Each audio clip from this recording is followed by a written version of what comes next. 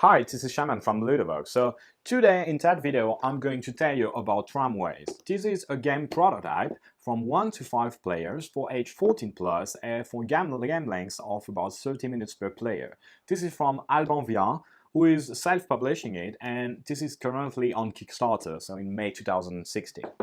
So in Tramways, your goal is to accumulate more happiness points than your opponents. You're going to get that by just building some things on that city, small city. You're going to gain points by just building some new railways, opening some new lanes, and having some passenger traveling on your ways that you're going to build.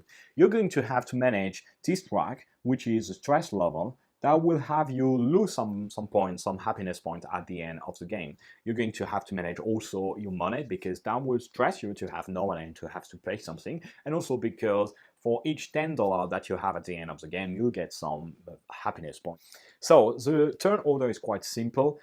You're going to have a first bidding to have the order, the turn order. Then you have your action phase, and finally administrative phase. The heart of the game is that everything is action, is card driven, and with a deck building mechanism.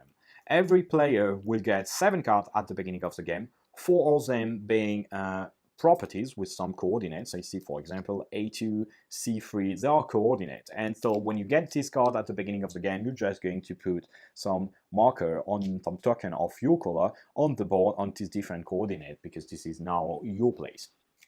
You have some basic card also with some action at the beginning. So basically you have a basic and you're going to get some new card during the course of the game. You're going to get some card from the development by building some new buildings on the board, and also at the bidding phase everybody will get 1 card. Okay, so the cards are made of different icons, and basically to do an action you're going to use any number of cards that you want from your hand and use a different icon on it. Each time you play some cards, the free icon you're using on this card is free, and any additional icon that you're going to use will raise your stress level, which I remind you is some negative point at the end of the game. So the bidding phase, we start by we just bid some money, some dollar, to define the turn order. So we're using that track here to know who's first, and we have multiple runes, and when we are done with that bidding phase, we have a final order for that turn. So first player here, that will be green, we start by choosing one of these 3 cards available for that turn. So let's say he's taking that card, which is a property card with coordinate. So basically green will get G1. So he's taking his control token and put it on G1. So now this is his place, nobody can take it from him.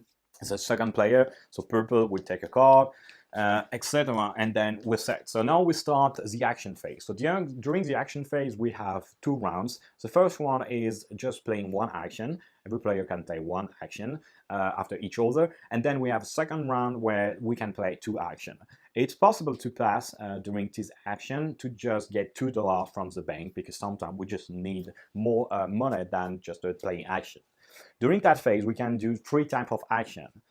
One of these actions is about building and upgrading the railway. So basically for doing that action we can play either that one, which is about improving, or we can just play the rail icon to just build a new lane. So for example, if I just want to build a new lane, let's say I want to build something that would be 3 rails long, then I would just play these 2 cards. One of the icon are double rail and one is a single rail. So I get 3 rail to put on the board. So I don't know, let's put them there, for example. Start from here, and here we go.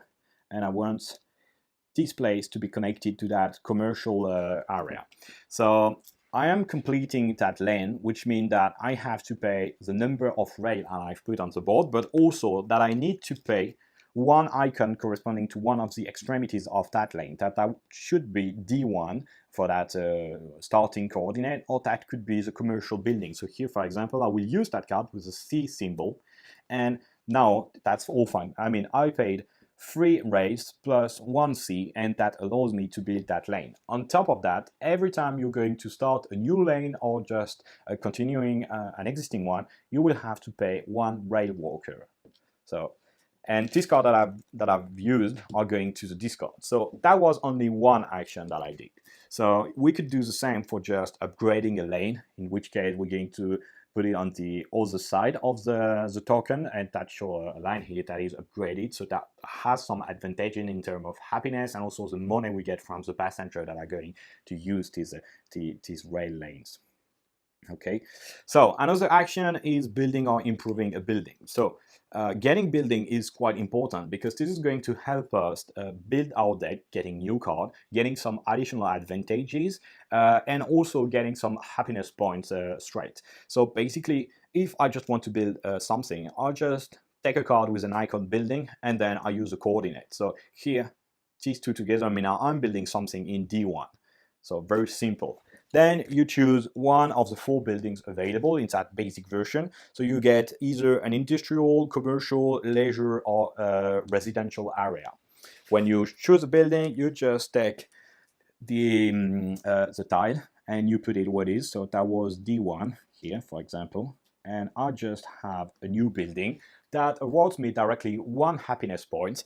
I can get the card that is associated with that building, and also I can get sometimes some specific advantage. If it's building an industrial area, it can take that tile, which say you can have now up to 8 cards in your hand during the turn. The last action you're going to take is to move a passenger, to have a passenger travel. So basically, to do so, you just need to discard any card with a magnetic band. Some of the cards have no magnetic band because they are expired tickets.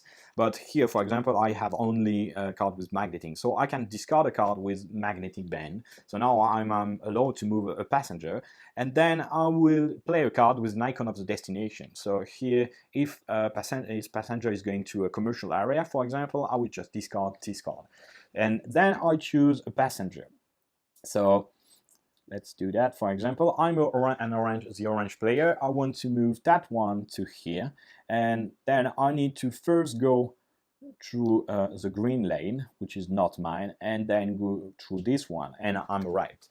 So first of all, for every lane that have been used, the owner of this lane will get 1 happiness point. So here, for example, I have used the green lane, so green will get 1 point, and then I have used the orange one, which will award me 1 point as well.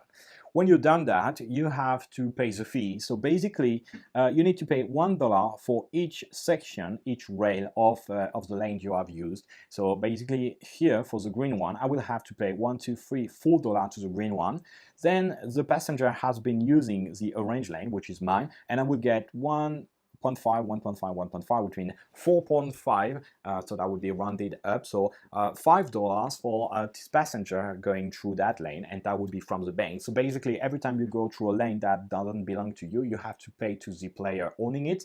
And every time the passenger goes through one of your lane, you will get some money from the bank.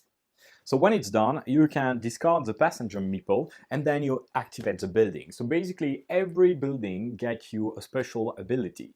So the commercial area, for example, will raise your stress level, then get you $5. And finally, you can get a new card from one of these development deck. The industrial one will get you a rail walker. The leisure part allow you to buy some victory happiness points by paying in dollars. And finally, the residential area will just have you lower your stress level.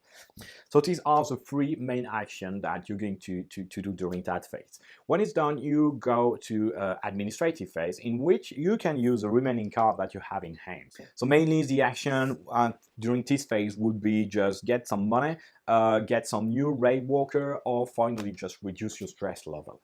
So when you're done with that, you can discard cards that you don't want to keep for the next turn. So the first one is free, and the other one will cost you some money to the bank. These allow you to prepare your next turn by just discarding the one you don't think you will need the next turn and get the one that you need. You complete your hand up to your hand limit, and then you start a new round. Every time you move from one round to the other, you're going to cross here some cubes that have been randomized at the beginning of the game that will tell you where new passengers going to pop on the board. So that is going to replenish the passenger available to travel. Okay, so at the end of the game, we're just going to look where we are on the happiness track. We're going to add a bonus of point for each $10 that we have in hand, plus one bonus point for every lane that is completed, I mean connecting two different places together. Then you're going to reduce your score by the amount of the stress level that you have accumulated. And that could be pretty bad because you can lose up to 21 points, and then you are set and you know your final score. So the player with the most happiness wins the game, basically. So you know almost everything about Tramways, so now it's your move. Go ahead and play.